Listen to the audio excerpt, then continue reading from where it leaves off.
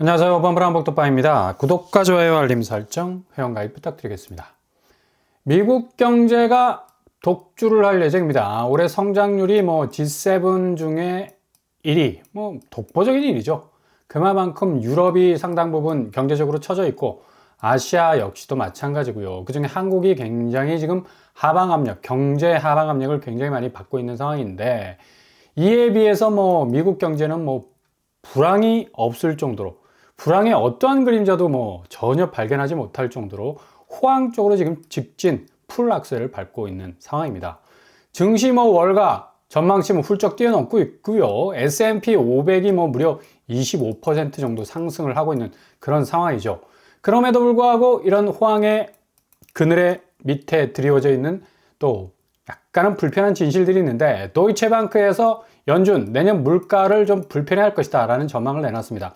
글로벌 투자은행도 역시 내년 미국의 물가 수준을 연방준비제도가 굉장히 좀 불편할 것이다 라는 진단을 내렸는데 내년 물가 상승률이 2.5% 선에서 전혀 내려오지 못하는 어찌 보면 상당 부분 물가 지수가 불안해질 수 있다는 그런 어떤 전망을 내놨죠. 물론 내년 1월 20일 트럼프 행정부가 출범하게 되면 역시 통화정책 유연성, 어떤 확대 정책이 계속해서 공격적으로 진행이 될 것이기 때문에 인플레 현상 당연히 일어나게 될 거고요. 당연히 물가 자체는 연준이 그동안 좀 적정 수준에서 유지하려고 했던 어떤 하향화가 다시 또 상승 모드로 바뀌게 될 가능성이 굉장히 높다는 얘기죠. 뿐만 아니라 저소득층이 주로 이용하는 신용카드 대출, 이 디폴트, 채무 불이행이 점점 심각해지고 있는 상황인데 신용카드 회사들이 67조 정도를 상각 처리할 정도로 개인 디폴트 현상이 더욱더 불거질 수 있는 전망이 나온다는 얘기입니다. 이런 어떤 의미에서 보자면 그동안 버핏이 상당 부분 미국 증시에 대해서 좀 마이너스적인 불안정한 어떤 시각을 많이 보냈습니다. 역시 현금 보유 자산을 계속해서 축적해낸다는 것 자체가 앞으로의 증시가 상당 부분 하향으로 진행될 수 있지 않을까라는 전망을 쏟아지게 했는데 드디어 버핏이 행동 개시에 나섰죠. 7,400만 달러 한꺼번에 확 쏴버렸습니다. 어떤 종목이냐? 베리샤인 203달러 정도 되는 그런 어떤 주식 종목인데 애프터마켓에서도 계속 오르고 있는 추세네요. 상승세를 계속해서 하방 압력 어느 정도 받아도 고스란히 이렇게 유지하는 어떤 굉장히 펀더멘탈이 좋은 기업으로 분류가 되고 있는데 이 베리사인은 네트워크 인프라스트럭처를 운영하는 회사입니다. 도메인 사업을 주로 하는 그런 회사라고 볼 수가 있는데 IT 기업 계열에 속하는 회사라고 볼 수가 있겠죠. 이렇게 좀 건실하게 보이는 기업에 대해서는 사정없이 투자금을 화끈하게 쏘는 그런 모습을 볼 수가 있습니다. 매출액, 영업이익, 순이익, 자산 총액까지도 아주 단단하다는 걸 알 수가 있습니다. 워렌 버핏이 애플은 대량으로 주식 매도를 하고 빠져나와서 많은 사람들이 미국 증시가 이제는 거의 맛이 가는 수준이 되지 않을까라는 불안한 어떤 시선을 보냈는데 역시 고평가 시점을 노려서 애플이 고점에 다다랐다는 어떤 인식에 따라서 차익 실현을 하고 빠져나온 것으로 보이죠. 그만큼 이후에 다시 기회를 노리겠다는 것으로 보이는데 현금 보유량이 470조 이거 어마무시하죠. 한 사람이 470조 한번 세보라고 밥도 안 먹고 세보라고 그러면 이거 쓸 수 있을까? 어마무시한 천문학적인 우주공학적인 어떤 돈이라고 볼 수가 있는데 역시 증시에 대한 어떤 고평가에 대한 진단이 있지 않았나 라는 어떤 금융기관에서의 어떤 분석들이 많았었는데 역시 투자할 곳은 투자한다 라는 걸 볼 수가 있죠. 워렌 버핏의 이 미국 증시를 바라보는 그 입장, 경제 전반을 바라보는 입장이 역시 고평가입니다. 고평가. 너무 거품이 끼어있지 않은가에 대한 어떤 위기의식의 발로에 의해서 현금을 470조가량 쌓아놨다가 다시 투자할 곳은 과감하게 투자하는 것으로 보이는데 이렇게 버핏이 벌였던 애플은 주가가 6주째 계속 오르고 있습니다. 버핏이 벌여도 계속해서 올라가고 있어요. 최초로 시총 4조 달러까지 눈앞에 두고 있는데 고점이라는 인식이 무색할 정도로 더욱더 더 높은 고점을 향해서 달려나가고 있는 걸 볼 수가 있죠. 특히 AI 주도하는 아이폰 슈퍼 사이클 기대감이 반영이 되고 있기 때문에 애플 주식은 뭐 계속적으로 아주 단단하게 올라갈 것 같습니다. 뭐 지난주에는 상당 부분 뭐 산타 랠리가 오지 않을까라는 어떤 기대감 1박 2일로 끝나버리고 뭐 산타 랠리가 아니라 사탄 랠리가 오지 않을까라는 불안감을 지금 계속적으로 보여주고 있는데, 대체적으로 매니피센트 7에 속하는 미국의 메인 주식들은 하향화를 지금 보이고 있는데, 내년 1월이 거의 중순쯤에는 폭발할 가능성이 굉장히 높죠. 이렇게 좀 뭔가 추스리는 듯한 느낌을 주면서 고평가되는 지점의 마지막 지점이 아닌가라는 불안을 좀 불식시켜 나갈 수 있는 또 하나의 어떤 상승세가 펼쳐질 가능성도 높습니다. 그리고 뭐 양자 컴퓨터 부분에서 뭐 현실로 성큼 다가오는 어떤 혁신이라고 지금 뭐 기대감이 큰데, 내년이 양자 역학 탄생 100주년이라고 하죠. 복잡한 연산 수행, 뭐 동시다발적으로 해내는 뭐 멀티버스가 가능한 어떤 컴퓨터다라는 어떤 평가를 받고 있어서, 리게티 같은 경우는 뭐 하루에 10% 이상 오르고, 이게 이름이 전혀 없었던 그런 양자 컴퓨터 회사인데요. 매출도 오히려 마이너스야. 그럼에도 불구하고 뭐 거의 한 달간 어마무시하게 지금 고점을 찍고 있는 걸 볼 수 있죠. 근데 여기도 좀 고평가되었다는 인식을 좀 가져야 될 필요도 있고요. 퀀텀 컴퓨팅 역시도 마찬가지입니다. 양자 컴퓨터 분야인데 여기는 좀 떨어졌어요. 고점으로 확 치솟았다가 저점으로 지금 내려오고 있는 상태고, 아이온큐도 마찬가지죠. 마이너스 5.72% 정도 빠지고 있습니다. 고점으로 좀 찍었다가 저점으로 지금 내려오고 있는데, 확실히 이런 데는 좀 단기적으로 치고 빠지는 어떤 그 묘미를 좀 발휘를 하셔야 될 것 같고, 잘못 물리면 고점에 물렸다가 뚝 떨어질 수 있는, 여기가 대체적으로 뭔가 기술력을 실현시킬 수 있는, 그 실현시킬 수 있는 기술을 가지고 수익을 창출해낼 수 있는 능력이 좀 떨어져요. 그렇기 때문에 버핏이 가장 경계하는 어떤 기업의 하나일 수가 있는 거죠. 이렇게 미국의 주식 고평가 여부는 1월 중에 나올 것으로 보이고요. 보수적으로 좀 대응할 것, 뭐 그런 어떤 고려할 측면도 있다라는 얘기입니다. 근데 미국 나스닥이 1월 중순 되면 이게 뭔가 분기점이 돼서 고점에서 뭐 저점으로 내려가는 것이 아니라 오히려 고점에서 더욱더 고점으로 치고 올라갈 가능성이 굉장히 많다는 얘기죠. 미국 주식이 뭐 현재 뭐 60% 이상 다른 나라에 비해서 거품이 끼어 있다라고 이렇게 고평가됐다고 평가를 받고 있지만, 뭐 시가 총액 가중 방식이나 동일 가중 방식을 보면 뭐 별로 차이가 안 나죠. 굉장히 실질적으로 자본 회전력이 굉장히 좋은 그런 종목들이 많기 때문에 돈이 계속해서 돌아간다면 주식 종목은 계속해서 타오를 수가 있습니다. 그리고 상승 모드로 갈 수가 있겠고, 그래서 2024년 연말 그리고 1월 초는 약간 조정의 구간에 들어가겠지만 1월 중순 정도 된다면 어마무시한 또 상승의 랠리를 이어갈 가능성도 충분히 잠재적인 어떤 폭발력을 가지고 있다고 말을 할 수가 있죠. 대표적으로 뭐 고평가됐다라는 어떤 그 부정적인 전망가, 아니다, 테슬라는 지금이 저점이다 라는 어떤 낙관적 전망이 엇갈리고 있는 이 주식의 행보를 보이고 있는 것이 이게 일론 머스크가 이끄는 기업 아니겠습니까? 엄청나게 올랐습니다. 그러다가 살짝 떨어지고 다시 회복하고, 이런 어떤 궤적을 계속해서 반복해 가고 있는데, 이 테슬라 자체가 엄청난 기술력 가지고 있지 않습니까? 전기차, 그리고 로봇 분야, 그 다음에 스페이스X, 뭐 로켓 분야에서는 뭐 타의 추종을 불허할 그런 어떤 기술력을 가지고 있기 때문에 이것도 상용화하잖아요. 바로바로 상용화하기 때문에 주식 가치가 더욱더 높아질 가능성이 굉장히 높다는 얘기입니다. 미국의 고평가는 고평가일 수 있고 거품이 끼어 있을 수 있다라고 말을 할 수가 있지만, 그 저변의 펀더멘털은 굉장한 어떤 잠재성을 가지고 있다라고 말을 할 수 있기 때문에, 살아있는 산타 랠리는 24, 25일 굴뚝을 타고 산타가 오지는 않았지만 단 1박 2일에 그쳤지만 1월 중순쯤 되면 이 산타 랠리는 다시 뒤늦게 시작되지 않을까. 1월 20일 트럼프 대통령 취임식 앞두고 굉장한 기대감이 지금 살아있다는 얘기고, 또 암호화폐 역시도 지금 뭐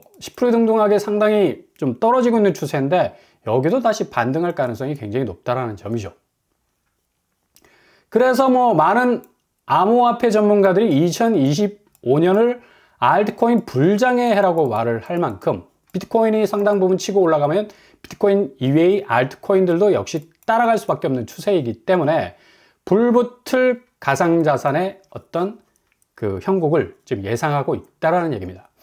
지금 현재 뭐 비트코인이나 이더리움이 상당 부분 좀 빠지는 경향을 보이고 있습니다. 1억 5천까지 올랐던 게 지금 1억 3,800까지 떨어져 있고요. 이더리움 역시도 마찬가지고 뭐 리플이나 솔라나 도지코인 등등등 뭐 알트코인 역시들도 상당히 많이 빠지고 있습니다. 이렇게 빠진다는 건 결국 올라간다는 걸 전제를 하는데 이게 그냥 고점에 머물렀다가 그냥 하방 압력을 확실하게 받아가지고 훅 떨어지는 것이 아니라 다시 뭔가 상승하기 위한 숨고르기로 보인다는 얘기죠. 한국은 증시 부분이 아니라 부동산이 고평가되어 있지 않습니까? 어마무시하게 그동안 올랐습니다. 2023년 그러니까 작년만 해도 한은에서 거시건전성과 통화정책 조합이 일관돼야 된다라는 어떤 주장을 할 정도로 지금의 주택 가격이 여전히 고평가된 것으로 판단을 내렸었습니다. 집값이 아직 고평가돼서 부동산 신용 리스크 확산 가능성이 있다고 말을 했죠. 그만큼 한국의 자산시장에서 대표적인 고평가 구간에 걸쳐 있는 그곳이 바로 부동산이라는 얘기입니다. 그러니까 당연히 어떤 잠재적 리스크가 크게 작용할 수밖에 없고요. 서울 부동산이 무려 뭐 40% 고평가돼 있다고 그렇지 않습니까? 이게 버블로 터지기 시작하면 이건 뭐 걷잡을 수가 없죠. 하락 추세 뭐 전혀 되돌릴 수 없을 겁니다. 반면에 코스피는 부동산이 고평가된 거에 비해서 저평가가 돼 있다. 근데 이게 그러니까 기존의 어떤 가치를 정확하게 인정받지 못한 저평가가 아니라 그냥 팩트야, 팩트. 그냥 너무 지금 주식 시장의 어떤 자본의 흐름이 좋지 않기 때문에 그냥 그 사실 자체로 그냥 저평가 수준에 머물러 있는 그런 상태를 보여주고 있습니다. 오늘도 2,400선이 깨져버렸습니다. 초장에는 출발이 좋았어요. 근데 외국인이 무려 1,200억을 팔고 나갔습니다. 개인도 200억 이상을 팔고 나갔네요. 이만큼 지금 밸류업이 아니라 밸류 다운으로 계속해서 처박히고 있는 건데 부동산 시장의 고평가 그리고 금융시장, 코스피 시장의 저평가는 그냥 팩트적인 저평가인데 부동산도 머지않아서 이 고평가 구간이 깨지기 시작하면 똑같이 자산시장과 금융시장이 동시다발적으로 하락하는 뭐 역대 최저 수준의 저평가로 지금 코스피가 평가를 받는 것처럼 부동산 시장 역시도 안심할 수 없는 지대라는 얘기죠. 오늘 코스피 뭐 2,400선 깨졌고 코스닥 살짝 오르는 그런 어떤 느낌을 주고 있는데 여기도 좀 상당 부분 뭐 불안의 요소가 뭐 가득하다는 걸 볼 수가 있겠죠. 무엇보다도 치솟는 환율 그리고 추락하는 증시, 금융시장은 패닉 상태에 빠져 있고요. 1,500원 뭐 분명히 이번 주에 터치할 가능성도 굉장히 높습니다. 지금 한은에서 상당 부분 공격적인 환율 방어를 하고 있지만 이 환율 방어하는 데는 좀 한계가 많기 때문에 상당 부분 환율 이대로면 더 버틸 수 없다라는 위기감이 더욱더 팽배해지기 시작하고 있고요. 동시에 이렇게 환율 자체가 오르게 되니까 11월 가계대출 금리 역시도 금융기관 가중평균금리 통계를 통해서 0.24% 더 올라가고 있다는 얘기죠. 넉 달째 오름세. 그러니 부동산 시장의 고평가 구간에서 그 고평가의 디딤돌을 밟고 올라서기에는 너무나 역부족이다. 시중은행의 대출 규제 그리고 전국 불확실성에 대한 주택시장의 거래 침체 계속적으로 이어질 가능성 굉장히 높겠습니다. 뭐 이런 침체가 본격화되면서 수도권 아파트 매매가 8개월 만에 하락을 했고요. 부동산원에 따르면 전국 아파트 값은 지난주와 마찬가지로 0.03% 6주 연속 하락하고 있는 추세입니다. 이게 단기적으로 끝날 것이 아니라 장기적으로 계속적으로 이어질 가능성 높다는 얘기죠. 이렇게 고평가 구간에 걸쳐 있었던 아파트 값이 본격적으로 떨어지기 시작하는 그 영역대 바로 경기권 아파트 상당 부분 거품이 좀 끼어 있었던 동네들을 살펴보면 과천시 대표적이죠. 과천 리버필드 뭐 10억이 육박하는 어떤 18평입니다. 8억 가까이 지금 떨어져 있고요. 2억 2천 정도, 20% 정도 하락하는 추세 보이고 있습니다. 이게 정상적인 집값 궤적으로 가고 있는 과정이라 말할 수 있겠죠. 용인시, 뭐 삼성전자 호재로 인해서 얼마나 많은 집값들이 뭐 쑥쑥 올라섰습니까? 레미안 이스트팰리스 4단지 18억에서 12억 9천으로 5억 정도 이상 떨어지고 있다는 걸 볼 수가 있다는 얘기죠. 그만큼 용인시의 고평가된 신축 아파트들 위주로 하락하는 추세. 평택 역시도 마찬가지 아닙니까? 삼성전자 물고 있었고 평택 비전레이크 푸르지오 역시도 8억에서 5억 정도로 3억, 4억 지금 하락하고 있는 추세 보이고 있습니다. 대표적인 또 고평가 구간에 걸려있는 아파트 동탄, 더샵, 레이크, 에듀타운 역시도 12억에서 8억 정도, 4억 정도 지금 하락하고 있는 추세. 하남시 역시도 마찬가지죠. 뭐 신도시 들어선다 말했고 또 위례 중심으로 해서 뭐 아파트 값이 뭐 천정부지로 올랐던 곳인데 그린파크 프루지오 역시도 18억에서 12억으로 대체로 5억 4천 정도, 29% 정도 빠지는 추세를 보이고 있습니다. 수원 역시도 영통구, 광교를 중심으로 했던 곳, 광교 아이파크 역시도 17억에서 12억으로 4억 5천 정도 빠지고 있네요. 이처럼 부동산 시장에서 경기권 아파트들, 특별히 뭐 요지라고 말해줬던 고평가 구간에 걸쳐 있었던 그 모든 아파트들이 영락없이 지금 엄청난 하방 압력을 받고 있는 걸 볼 수가 있습니다. 고양시, 덕양구, 뭐 대표적인 뭐 어떤 이 고평가 구간에 걸쳐 있었던 아파트들이죠. 지축역, 북한산, 유보라 여기에 12억이 넘는다는 게 좀 말이 안 되죠. 8억 정도로 떨어져 나가고 있습니다. 4억 5천 정도 하락하고 있는 추세. 이렇게 좀 정상적으로 아파트 값이 좀 내려와야 되는데 그동안 뭐 서울 아파트 값 50% 이상 고평가다, 또 역대 최고 수준의 거품이다 라고 말했던 모든 부분들이 지금 현실화되기 시작하는 지금 이 시점이 바로 2024년 12월을 기점으로 해서 2025년 1월 그리고 상반기 부분에 걸쳐서 이 고평가 구간에 걸쳐 있었던 아파트들이 대폭적으로 가격이 빠져나올 가능성이 굉장히 높다는 얘기입니다. 미국 자본시장 2024년도 고평가 구간을 넘었지만 그래도 마지노선에, 여기는 좀 시장이 마지노선에 기대감이 좀 남아 있습니다. 그래서 2025년도 역시 불장이 될 가능성 높고요. 게다가 미국은 경제 체력도 나쁘지 않아. 그러나 한국 부동산 시장, 금융시장의 밸류다운 현상이 지속적으로 지금 진행되고 있지 않습니까? 현재 진행형이야. 그동안 아파트 시장의 고평가군들이 여지없이 뭐 가격이 빠지는 추세로 지금 상승분 고스란히 반납하고 있지 않습니까? 가장 저공비행하는 가치로 떨어질 가능성 굉장히 많다는 얘기고요. 한국은 너무나 많은 변수, 동서남북 완전히 에워싸여 있습니다. 이런 자본시장의 흐름 때문에 기대감마저 뭐 다 무너져 있죠. 고평가 구간에서 무너지는 급격한 가격 하락 쏠림 현상 맞이하게 될 거고, 시장의 기대 심리마저도 위축 국면으로 치닫게 돼서 상당 부분 거품이 해소가 될 것으로 보입니다. 결국에 금융시장의 다변화에 따른 추세를 잘 따라간다면요, 자기 자본을 보다 효과적으로 보호할 수 있는, 그리고 틈새를 잘 발견하게 된다면 손실을 줄이고 오히려 수익을 더 볼 수 있는 그런 어떤 전환점이 될 것 같고, 미국이 들어올린 증시와 가상화폐 시장의 활로 한국의 길 잃어버린 자본의 흐름을 이곳으로 더욱 쏠리게 할 것 뻔합니다. 동시에 부동산 시장의 황금성은 더욱더 앞으로 심각하게 추락하게 될 것으로 보이네요.